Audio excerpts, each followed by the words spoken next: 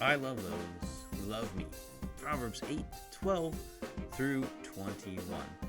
Hey, welcome to Brighter Rays. This is what we're looking at this week. So let's jump right into our study. This is the introduction today. And so, does not wisdom call? Does not understanding raise her voice?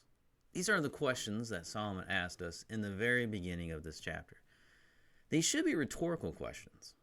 Of course, wisdom is calling. Of course, understanding is raising her voice. So Solomon made it clear to us, again, that God's wisdom is not hidden from the world, but has been broadly, loudly, and aggressively proclaimed. There's no excuse for those who do not have wisdom. The only reason why people do not have wisdom is because they love their sin. They have taken the truth and suppressed it. Now, wisdom calls out, and what she says is unique. She says noble and right and true things. And what she declares, God approves, and it contains no abominations. What she says is straightforward.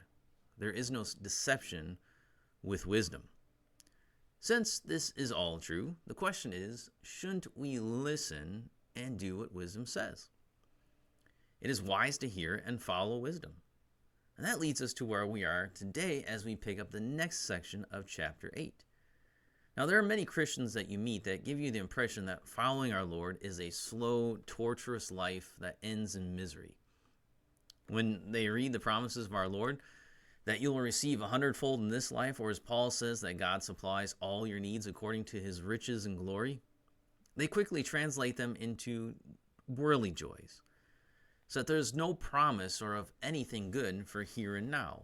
This is like, oh, that's just the world. And joys in this world are just trash. And so you live this life with no laughter, no love, no joy, until you die, because those things are reserved only for the new earth, not for here. And Thomas Watson said, the fruit of the Spirit is joy. Joy may vary, but it is never totally destroyed. A poor Christian who exists on bread and water may have purer joy than the greatest monarch. Though he fares hard, he feeds high. He has a table spread from heaven, angels' food, and hidden manna.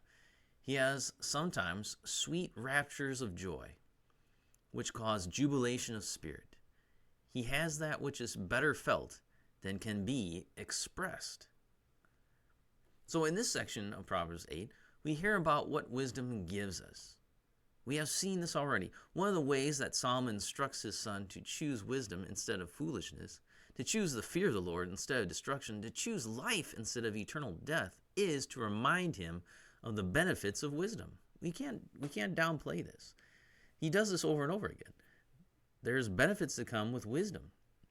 It's one of the reasons why you should choose wisdom, because there's benefits. With the other side, with foolishness, there's only destruction. You don't get anything in this life or the next. With wisdom, you will gain in this life and in the next. So Solomon tells us that with wisdom we receive good minds, good hearts, good government, and true happiness. And so that's what we're going to be looking at this week. So come back next time and we will begin to look at our passage here in Proverbs chapter 8.